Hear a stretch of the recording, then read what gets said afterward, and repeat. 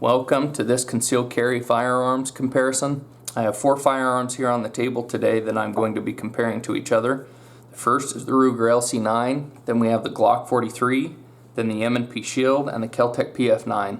All of these guns are chambered in 9mm, and I'm going to be comparing them to each other and telling you guys some of the differences and things that I like and don't like about each one. The first category that I have listed here to discuss and compare these firearms to each other over is reliability. For me, any firearm like these concealed carry firearms that you plan on betting your life on or using to defend your life, the number one most important thing to get out of those firearms, in my opinion, is reliability. Because none of the other things matter if you're in a life-threatening situation and the gun just doesn't work. So for me, reliability is paramount. All of these firearms on the table, in my experience, have been 100% reliable, with the exception of the Keltec PF9. This firearm has been back to the factory now 3 times, and Keltec still has not fixed the firearm to where it runs properly. You'd be lucky to get through a magazine of ball ammunition without having a malfunction in this firearm. So, in the reliability department, all of these are extremely reliable, 100%, except for the Keltec PF9 in my experience. And for that reason, I would not recommend this firearm for concealed carry or self-defense use. I would never consider carrying a firearm that I did not consider reliable for self-defense. So the next category I have listed here is the trigger. And for me, there's basically 2 examples of 2 different styles of triggers on this table. These 2 firearms here have striker fire type triggers. These 2 firearms have a double action only style of trigger. Now what that means is if you grab this firearm and you pull the trigger, a double action only revolver or double action only firearm has a really long take up. And you can see it's actually pulling back the hammer here on the back. And it's really hard to know exactly when this trigger is going to break. And that makes it difficult on any firearm when you don't know exactly when the trigger is going to break. Makes it difficult to keep it on target and shoot quickly. Now you can master these, and there are people who are extremely good with this style of trigger. They can keep their sights perfectly aligned all the way through that long take up. But I'm not one of those people. And I think most people would have a more difficult time with these style of double action only type triggers than they would with the striker fire type triggers. All of these weapons were safety checked before the video, just in case any of you are concerned about that. Now this firearm here has what's known as a striker fire type trigger, and if you look at the trigger mechanism when I pull it, these triggers hit a spot where they stop. So I pull it that far and the trigger just stops. I know if I pull it any further that trigger is going to break and discharge the firearm. I really like that type of trigger. I find that it is really shootable. It's, for me, easier to keep on target and shoot quickly and keep my rounds on target. This M&P Shield has the same type of trigger. It hits a stopping point, then the trigger breaks. Now, for some of you who have never handled or shot a firearm, if you've never shot one in your life, you may pick one of these up and say, well, I like that it's nice and smooth and goes the whole way through and it doesn't kind of stop and then break. I would say I hope you know somebody or you can rent a firearm or something like that and actually have the opportunity to shoot it. Because I think you'll find when you actually go to shoot the firearm that it's quite a bit more difficult to shoot this double action only style trigger well and quickly and keep it on target than it is the striker fire type triggers. At least it is for me. So as far as the triggers are concerned, in my opinion, the M&P Shield has the best trigger from the factory of any of these on the table. Second place I would give to the Glock 43, and I have heard some people say that they think the Glock 43 has a better trigger from the factory than the M&P Shield does. But I don't agree with that. I think the Glock 43 from the factory has a stiffer trigger than the M&P Shield does. It's crisp, but I felt like the trigger was heavier than it was on the M&P Shield.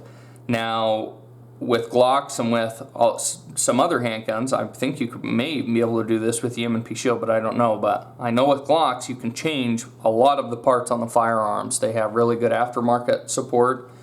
And I have put a different trigger connector in this gun, and I've done this on almost all of my Glocks. And now that I've done that, the trigger in this Glock 43, in my opinion, is better than any of the rest of these firearms on the table, including the Shield. But that cost me an extra $25, and that's something to consider. So the best trigger from the factory would be the M&P Shield. Second after that, I would say, is the Glock 43, and these two are basically tied. They're almost the exact same. To me, they're basically the exact same animal. They have that really long take-up and double action only style trigger. So I would say both of these tie for third place, in my opinion, as far as what I look for in a trigger. So on to the next category I have listed here, which is capacity. All of these firearms on the table are 7+1 with their flush magazines on the bottom, except for the Glock 43, which is only 6+1. So this one would be last. All of the rest of these would be tied as far as their capacity is concerned. Now the M&P Shield 9mm comes with an extended magazine as well as this flush magazine, and the extended magazine will make it to where it will hold 8+1 instead of just 7+1.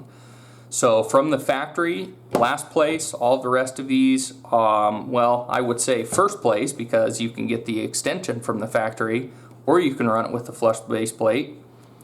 And so I would say this is first. These two are second because they hold 7+1, and the Glock 43 is dead last as far as capacity is concerned at 6+1. Now, if you want to add capacity to your Glock 43, they do offer base plates that will allow you to, you can slap those on the bottom of your magazine, and it will allow you to hold additional bullets. So if that's something you're into, you could get some of those. I don't plan on doing that, simply because I view all of these concealed carry type firearms as a compromise anyway, and you are sacrificing capacity for size.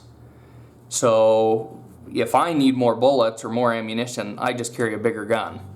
I'll carry a Glock 19 or something of that nature that doubles my capacity, and I don't mess with just adding an extra round or anything like that if I actually am in a situation where I think I'm going to need a firearm or something like that. I'm just going to carry a bigger firearm that holds more bullets. But for any of you that are interested, you can take this gun and add a base plate that will make it actually just a little bit shorter than the Shield still, and the same capacity as the rest of these. So that is an option, but it is going to cost you additional money. So from the factory, the M&P Shield would be first, these two second, Glock 43 third. Now, I'm going to move on to sights. And for me, sights kind of break up into two categories, and the first thing is the sight picture itself and how visible the sights are, and the second aspect is what are the sights made out of. And for me, I think sights should be made out of metal, not polymer, and the only weapon on this table that has polymer sights is the Glock 43. Now it does have a really high visibility sight picture, which I like, even though I prefer 3-dot sights. But I do not like the fact that the sights are polymer. I prefer metal sights because I think they're more durable, and I have seen Glock sights that got scuffed against things and stuff like that, where the front sight post was all crooked or slanted or whatever because I had scuffed it against things. So for me, I prefer metal sights. So in order to get the best out of sights, I would expect them to be highly visible. And I prefer a 3-dot pattern. That's my personal preference. Other people may have a different pattern they prefer, and that's fine.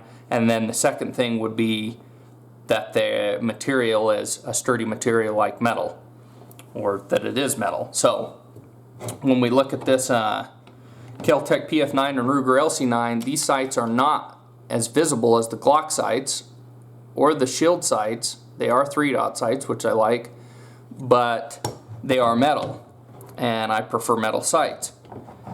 Now, the M&P Shield, in my opinion, has the best sights from the factory of any of these firearms on the table, and that's because they're highly visible, they're metal, they're 3-dot sights, which I prefer. They do everything right, in my opinion. So I would say the M&P Shield, again, would take first place in this category from the factory for me. And I would say, for me, after that, I would probably take the Glock 43 sights over the Ruger LC9 and the Keltec PF9 sights, simply because they're quite a bit more visible, even though they are polymer. And then these sights would probably tie for third place for me. Now, If you plan on racking the gun against your belt, which some of you maybe have never heard of doing anything like this, but there are training courses, self-defense training courses, where they teach you that if for some reason your one arm was disabled or you got shot in the arm or hand or something like that to where you couldn't operate the firearm with two hands, how would you reload the firearm? Well, you can insert the magazine with one hand, but then how are you going to rack the slide?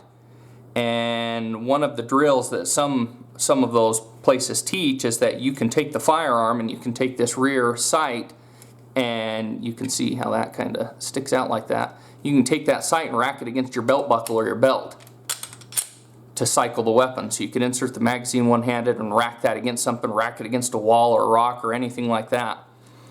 If you feel the need to get a firearm that has that capability, even though all of these three guns here have metal sights, they're not really suitable for that exercise because of the way the rear sight is. And as you can see, it's tapered instead of being like this Glock sight is, where it's almost completely straight.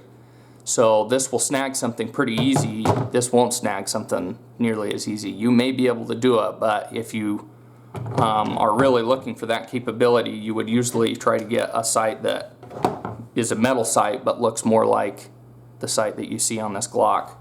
And you can see all of these other firearms, the LC9 and the PF9 are the same deal. They're that tapered sight, which isn't really suitable for that type of exercise. So if you're after that type of capability, you may want to go after the Glock. Although if you do that with the Glock, considering it's Palmer sights, there's a good chance you're going to scuff the sights up. So if you really wanted to get sights that were the most suitable for that, you would get sights that are similar to these Glock sights, which you can get for the M&P Shield, you can get for lots of guns, but they're metal. So anyway, that's something to consider. So the next category I have here is the feel in hand. And for me, of all of these firearms on the table, the Glock 43 feels the best in hand for me. And I would say second place for me would be the M&P Shield. And this is quite subjective. Some people may find that the feel in hand for them, that they like the Ruger LC9 or the Keltec PF9 or some of those guns feel in hand. And when I say feel in hand, I don't just mean how it feels in hand just while you're holding the firearm, but also while you're firing the firearm. And the Keltec PF9 is a perfect example of a gun that feels okay in the hand when you're just holding the firearm. But when you go to discharge the firearm, you find out it's not nearly as comfortable as it feels when you're just holding the firearm. In fact, it can be quite uncomfortable. And I think most people would agree with me that they would find that the Glock 43 and the M&P Shield have a better feel in hand, and that they feel better when you're firing the firearm, recoil-wise and everything like that. They seem to cope better than these other two do. Now, if I had to rate the feel in hand, for me personally, Glock 43 would be first, the M&P Shield would be second, the LC9 would be third, and the Keltec PF9 would be fourth. One of the things, I'll talk about this LC9 a little bit, and Ruger's done this on a few of their firearms that I don't particularly like, but some people may like it just fine, is that the grip on these firearms, as you can see, is pretty thick right here. Well, it tapers from this thickness towards the front, and it gets skinny in front. And I don't like that. I prefer that the firearm basically maintains, or the grip maintains basically the same thickness, and then rounds off towards the front. And the M&P Shield and the Glock 43 are more like that. That's just my personal preference. If you have the chance to hold all of them or shoot any of them, that would definitely give you the best idea of what you prefer in a firearm. But what I prefer, my recommendations would be Glock 43 or the M&P. Now, aesthetics and ergonomics, this is somewhat subjective as well, and I would say all of these firearms, in my opinion, have decent ergonomics as far as where their controls are located, and the takedown of these firearms and stuff like that I feel like is perfectly acceptable and fine on any of the firearms. As far as aesthetics are concerned, my personal preference is the Glock 43. And I prefer it because it seems to be the cleanest looking firearm of the bunch. I really like the way they do the takedown lever, where they have just these two little tabs here. You just dry fire the gun, pull this back, and pull on those takedown tabs to disassemble the firearm. I really like that. I think that's about as slick as it slick as you can get as far as a firearm is concerned for the takedown. I really like that particular takedown lever or takedown tabs, and I think it gives the firearm a cleaner look. I also like that the firearm doesn't have any safety, anything on it. It's just as simple can be, and I really like that. So for me, aesthetics wise, I would say the Glock 43 is first place. After that, I would say probably the M&P Shield, and then the LC9 and the Keltec PF9. I think Keltec PF9 is not really that nice of a looking firearm, but that's comes down to personal preference. Some of you may really like the way it looks. So that's the way I would rank those as far as their aesthetics are concerned and as far as their ergonomics are concerned. Now, one other thing to consider as far as ergonomics and the controls is some of these firearms have safeties and some of them do not. The Glock 43 and the Keltec PF9 do not have safeties. The M&P Shield and the Ruger LC9 do have safeties. Now, I have not found that the safeties on the LC9 or the M&P Shield have really gotten in the way. I just leave them off, and I always carry these firearms in a holster that completely covers the trigger, so that there is no way I can slip my finger in the trigger of the firearm when the firearm is holstered. And the only time you should be pulling the firearm out of the holster when you're out in public or anything of that nature is when you plan on discharging the firearm. You're pulling it out because your life's threatened or somebody else's life's threatened. That's the only time you should be drawing that firearm. So the firearm doesn't come out until you need to use it or discharge it anyway. And in that situation, an accidental discharge, assuming you still want to keep the gun in a safe direction and things like that. But in that type of situation, in that type of situation, I shouldn't say you're not worried about the firearm accidentally discharging. That's not what I mean. I mean, in that type of situation, you're preparing to fire the firearm anyway. So to accidentally shoot the bad guy who's threatening your life, the firearm should have never been drawn in the first place if your life wasn't in danger. Hopefully you kind of understand what I'm getting at there. But anyway, when you draw the firearm out of a holster of that type that covers the trigger and all those types of things, if you use that type of holster, using a firearm with no safety is still perfectly safe. You grab the firearm, you keep your finger outside the trigger, you draw the firearm, you point the firearm at the person, and it's only when the firearm is on target at whatever you plan on shooting that you can then take your finger, put it inside the trigger guard, and fire the shot. And if you follow that safety rule of keeping your finger off the trigger until it's until it's pointed at what you intend on shooting, you're not going to have a problem. And if you also use a decent holster that covers the trigger, then it's not a problem. Now, there are some people who carry a firearm like this, if you can believe it. Some people will just throw a firearm like this in their pocket with no holster whatsoever. That is extremely dangerous if you keep around in the chamber, because when you reach in to grab the firearm, you could accidentally put your finger in the trigger, and also you could just have things in, if you have anything else in your pocket or something like that, that could get in the trigger and discharge the firearm. Or if you go to itch your pant leg or something like that and that firearm's in there and you bump that trigger, you could fire the firearm. That is extremely dangerous. You should always carry a concealed carry type firearm or any handgun in a holster that covers the trigger. If you are absolutely bent on not doing that, don't keep around in the chamber. That would be... If you insist on doing that, don't keep around in the chamber. And I would still strongly recommend that you don't do that. There's nobody that would recommend that that is a safe way to carry a firearm, is to just put the gun loosely in your pocket with no holster. So, I'm going to move on here to the shootability of each of these firearms. Now, the shootability to me is affected by numerous things. But most of the things I've already talked about, and those things are things such as the trigger. For me, the trigger is the number one thing that affects the shootability of a firearm. After that, the feel in hand is probably the next biggest thing that affects the shootability for me. Some people may find the reverse of that, but I found that even if the firearm feels somewhat awkward, if it has a good trigger, I can shoot it well. So that's just my take on shootability. First priority would be the trigger that affects shootability, and the second thing would be the feel in hand.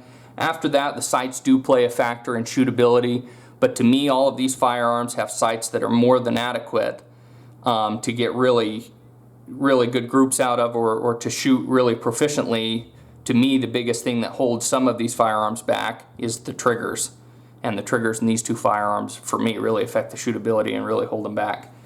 So that's my take on shootability. Now, as far as which of these guns I think is the most shootable, from the factory, I would say the M&P Shield, in my opinion, is the most shootable. It has the best sights of the bunch. It has the best trigger from the factory of the bunch. And for me, it's has the second best feel in hand. And the only one that has a better feel in hand is the Glock 43. But the Glock 43 doesn't have as good a trigger or sights from the factory, in my opinion. And so for me, I think the most shootable handgun from the factory is the M&P Shield 9. The Glock is a close second. And these two, I would say, are tied for third. They're about the same to me as far as shootability. And like I said, the biggest thing that holds them back is the trigger. Now, one thing I'd like to comment on is Ruger now makes an LC9S, which has the same type of trigger as a Glock 43 and an M&P Shield, a striker fire type trigger. And from the reviews I've watched and from the information I've read about that trigger, some people claim that that trigger from the factory is better than the Glock 43 and the M&P Shield 9mm. And if that were the case, I would definitely put that up there shootability wise with the Glock 43 and the M&P Shield. I would say the only thing that would be holding it back at that point for me would be I don't really care for the grip and the feel in hand that the grip provides, and the sights to me I don't think are as good as the sights on these handguns. But I think I would find that if I were to shoot a gun just based off past experience like this with the striker fire trigger in it, I could probably shoot it just as well as these. So that's something to consider. If you really like the way the LC9 looks, you like that it has a safety and things like that, there's an LC9S that you can get with striker fire trigger, and that would be an excellent option. So that's my take on the shootability of those firearms. Now, value for money. I'm going to talk about value for money, and then to conclude, I'm going to talk about which ones I think are just the best and which ones I would recommend. Now, value for money for me is not simply based off of the price. The Keltec PF9 is the cheapest firearm on this table, and you can get those for $230 to $250 for this blued version. I think that's the blued version. Next in price, you have the M&P Shield and the LC9, and both of these retail for between $330 and $350. And then the Glock 43, I don't know if the price has changed since I bought mine, but when I bought mine it was $450. So it's about $100 more expensive than any of these other firearms on the table. Now, for me, value for money is not just about the price, it's about what you're getting for the money. And even though this firearm's the cheapest, I think it is the worst in terms of value for money because you're getting a firearm that does not operate reliably. So I would put this dead last as far as value for money because the reliability factor for me is such a big deal that I wouldn't carry this gun if somebody gave it to me for free, because I have other options that are more reliable and more dependable and better suited for what these firearms are designed for, which is concealed carry. You're in a life-threatening situation and you need to deploy the firearm and it needs to function. And in that type of situation, this firearm for me would never get a recommendation from me. So in spite of its price, this is last place value for money. I would say first place value for money for me is the M&P Shield 9mm. I am a die-hard Glock fan, but this firearm, in my opinion, as far as value for money from the factory, does everything right. It comes with metal sights, great 3-dot sights, highly visible. It has the best trigger of the bunch from the factory, in my opinion, and it provides more options in terms of capacity. Like I mentioned, you can get the 7+1 standard, but with the other magazine it includes, it can hold 8+1, and it has been extremely reliable. And like I mentioned, these two have also been just as reliable. But for me, the best value for money for the price is the M&P Shield. Now after that, I would actually say that for me the best value for money is a gun that's not on this table but that I talked about, which would probably be the LC9S, which has a striker fire trigger. So it would be, from what I've read, as shootable as these two firearms. But I guess as far as the LC9 is concerned, if I had to choose value for money, the next in second place after the Shield, I'd probably go with the Glock 43 because the trigger makes that big of a difference. And the feel in hand is just excellent. To where for me, you're getting a lot of value for money with this Glock 43. It does pretty much everything right. The only thing that I've changed on mine, which before I changed this, the trigger in the Glock 43 was still miles better than the LC9 and the Keltec PF9. But I have certain things that I look for in a trigger, and I added the trigger connector to this gun. But even with this gun not being modified, I still like the trigger better, and I still think that this was better value for money than these other two guns. It has better feel in hand, it's just more shootable, even though it's $100 more expensive than the LC9. Now, third I would give to the LC9, and the reason I give it third place is because, as I mentioned, the trigger for me holds it back. Now, the LC9S would change that. So any of you that would want an LC9S, that's something to think about. So I have first, second, third, and fourth place as far as value for money. Now, my overall recommendation as far as which firearm I think is the pinnacle of concealed carry firearms, or I should say can be the pinnacle of concealed carry firearms, would actually be the Glock 43. The M&P Shield 9mm, I feel like provides the best value for money and is the best firearm for the factory. So if you want a gun that you don't want to mess with, don't want to do anything on, and you want it to be the best possible gun you can buy just the way it comes, Glock 40 or the M&P Shield is the best on this table. If you're willing to spend some additional money, and I have done this with most of my Glocks, I think the Glock 43 is the best concealed carry firearm you can buy, because you can customize everything on it you want. To me, it has the best feel in hand from the factory. And I can take this firearm, put a trigger connector in it, which I've done, so now it has a better trigger than the M&P Shield 9mm does, in my opinion. And the only other thing that I'd say the M&P Shield has up on it are the sights. And that's because they're metal, and I prefer a 3-dot configuration. But I can change the sights on the Glock 43. And I can put on sights that are night sights, that are metal sights, that have this profile that allow, to be able to reload the firearm or rack the firearm off of your belt or anything like that. And then there's another thing the M&P Shield does better than the Glock 43, which is the capacity. Well, you can get the extended base plates on the Glock 43 if you so choose and increase the capacity. So I guess what I'm saying is, while this firearm is better from the factory, you can do a lot of things to this firearm for relatively little cost, and that's the way it is with most Glocks, to make the gun exactly the way you want it. And if you're willing to do those things, I feel like you end up with a firearm that is the best, in my opinion, the best concealed carry firearm I've tested. Now, as I mentioned, I am a diehard Glock fanboy, and I like all the same controls, same battery of arms, same everything as my full-size guns. And so that may be one of the reasons why I like this gun so much and I'm so biased towards this gun, but I feel that anybody else out there who is a Glock fan won't be disappointed in this gun, even though it's more expensive than these other firearms.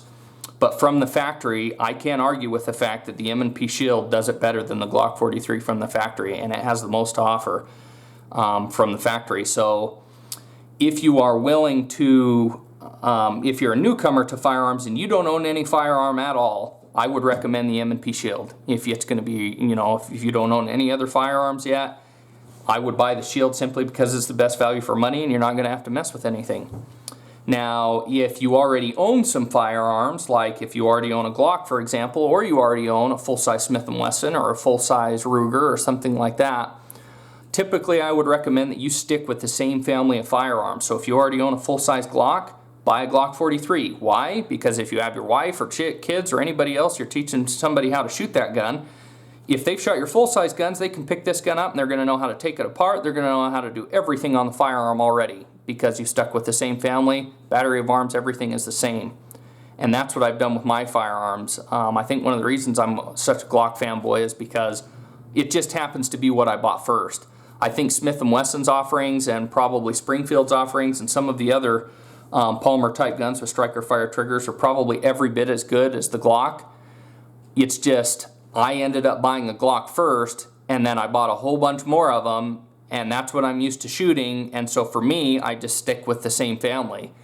So that's part of where my preference comes from, or my bias comes from. Now, if I had owned an M&P, full-size M&P first, I would definitely have just stuck with all the M&P stuff and bought more M&Ps, and just because I like having everything the same.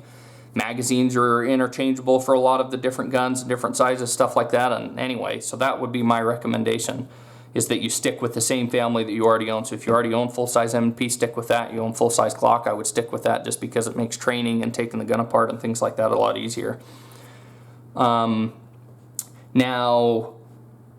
I've talked about, if you don't own a firearm, what I would recommend would be the M&P Shield. If you do own one, I'd stick with the same family. The only exception to that would be this Ruger. If you own a full-size Ruger, I would not buy the Ruger LC9. I would consider the LC9S, but not the LC9. And the reason why is because of the trigger in the LC9 being that double action only type trigger, it makes the gun so much different than its full-size big brother that it's just a totally different animal.